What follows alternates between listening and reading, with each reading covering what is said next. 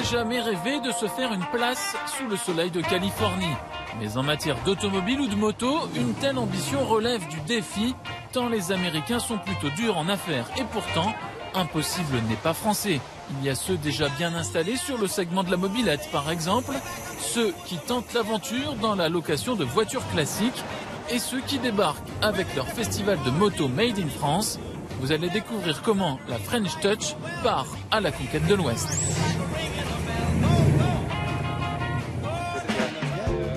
Sur les pelouses de cet hôtel près de Los Angeles, Pierre et Thomas sont venus se faire connaître auprès de ses propriétaires d'Hudson Terraplane, une vieille marque américaine. Bonjour, je m'appelle Pierre. Enchanté. Nous avons déjà plusieurs vieux trucks sur notre plateforme de location. Ils sont très demandés pour des événements comme des mariages ou des séances photos. On serait donc intéressés. Je peux vous laisser ma carte ? Vous seriez d'accord de louer votre pick-up à un inconnu ? J'imagine mal prêter ma voiture à quelqu'un que je ne connais pas. Si ce n'est pas sous mon contrôle, j'aurais du mal à laisser les clés. Ces deux anciens consultants ont lancé leur site de location de voitures classiques entre particuliers. Un concept inédit aux États-Unis. 400 modèles sont déjà disponibles sur leur plateforme. Alors ils y croient. Énormément de gens veulent l'expérience de ces voitures et rêvent de les conduire un jour. Donc la possibilité de pouvoir les louer pour une journée, pour quelques heures, je pense que ça parle à beaucoup de monde et il y a vraiment un intérêt. Ouais. Ce qu'on appelle ici une win-win proposition, ça va leur permettre de gagner de l'argent pour maintenir leur voiture et c'est aussi une bonne excuse pour sortir du garage et aller faire un tour. Mais avec ces voitures à plusieurs dizaines de milliers de dollars, comme ce cabriolet de 1934, pas toujours évident de gagner la confiance de leurs propriétaires. Moi, personnellement, je ne prête rien à personne. Vous pouvez demander à ma femme. Mais pourquoi pas participer à des prises de vue ou des choses comme ça ?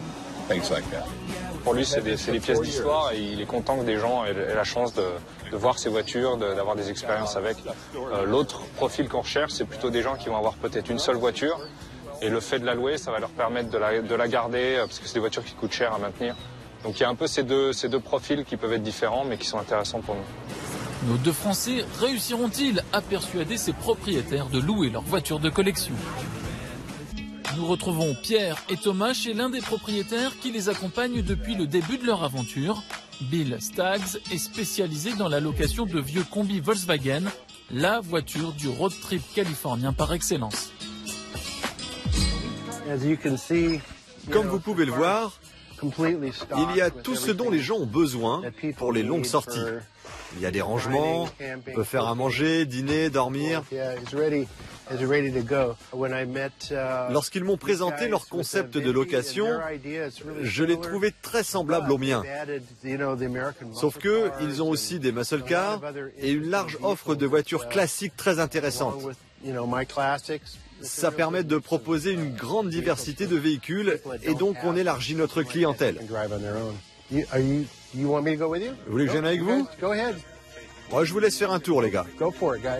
Et avant toute inscription au catalogue, un petit essai routier s'impose. On essaie de se mettre dans la peau du client pour voir si je louais cette voiture sur Vinti demain, qu'est-ce qui manque, qu'est-ce qui va bien, qu'est-ce qui va pas. Et après, on peut éventuellement faire des remarques aux propriétaires, mais dans le cas de ce partenaire, il nous propose des véhicules d'une très grande qualité, donc c'est juste une vérification, mais on n'est pas très inquiet. Lancé il y a seulement un an, le site loue 5 à 8 voitures par semaine. Preuve que la formule élaborée par les deux Français réussit à séduire les Américains. On entend souvent, oui, j'ai eu cette idée, mais je me suis pas lancé, ou des choses comme ça. Et ils se rendent compte assez rapidement qu'on sait quand même de quoi on parle et qu'on est sérieux dans ce qu'on fait, dans la démarche. Donc on passe très vite cette barrière et ça devient presque un atout puisque je dirais que les gens se rappellent plus facilement de nous. Alors, si vous passez par Los Angeles, un cabriolet Mustang comme celui-ci vous coûtera 170 € la journée. Voilà le prix d'un petit morceau du rêve américain.